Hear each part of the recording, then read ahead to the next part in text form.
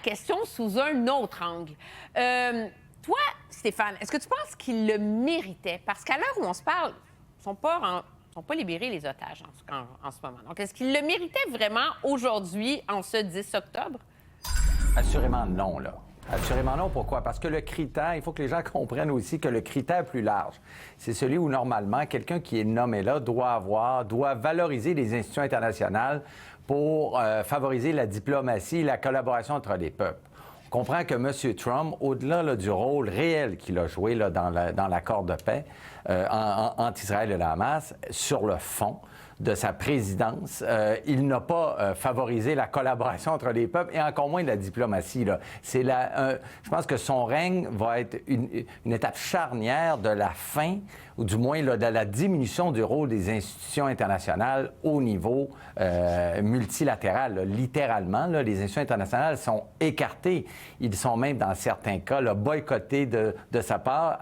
Il arrête le financement. Donc, il est à l'encontre même, Emmanuel, de la définition qu'on donne du concept même. Alors, oui, il joue un rôle, puis je pense qu'il est bien intentionné, mais sur le fond, la définition, tout le monde serait étonné, là, parce que d'un côté, et c'est pour ça d'ailleurs que M. Obama l'a reçu à l'époque, là, souvenons-nous, quand M. Obama l'a reçu, c'est qu'il changeait la politique américaine du « vous êtes avec nous et contre nous », et il revenait à une politique multilatérale. Et tout le monde avait été un peu étonné à l'époque, mais dans les faits, il représentait un retour à la culture multilatérale qu'a toujours promu les États-Unis. Toi, Marc-André, est-ce que tu penses que le jour pourrait venir où il le mériterait?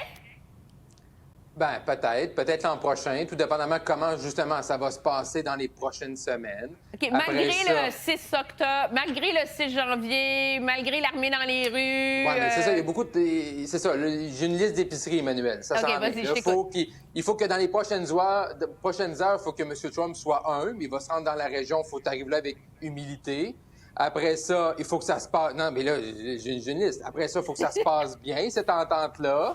Après ça, ça serait peut-être bon qu'avec son ami Poutine, on règle la situation en Ukraine. Après ça, qu'on arrête de faire des guerres commerciales avec tout le monde. Fait que s'il y a tout ça, on peut bien donner le prix Nobel, là. Je m'en fous, là. Mais il y a quand même une liste devant lui de travaux. Il y a peut-être les 12 travaux de M. Trump pour le recevoir son prix Nobel.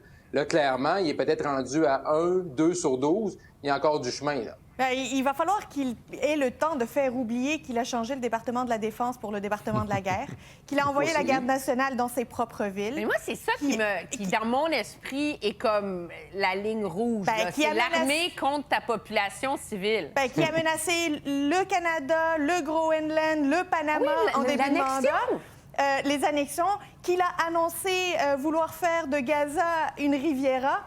Il faut qu'il fasse oublier ça un petit peu avant de dire qu'il est un candidat sérieux. Peut-être que les images de libération des otages, de l'entrée de l'aide humanitaire à Gaza, que les différents points là, du plan de paix tel qu'il a été établi commencent à avancer, ça pourrait peut-être nous créer une amnésie collective de ce qu'il a pu faire dans les derniers mois. Je dis peut-être.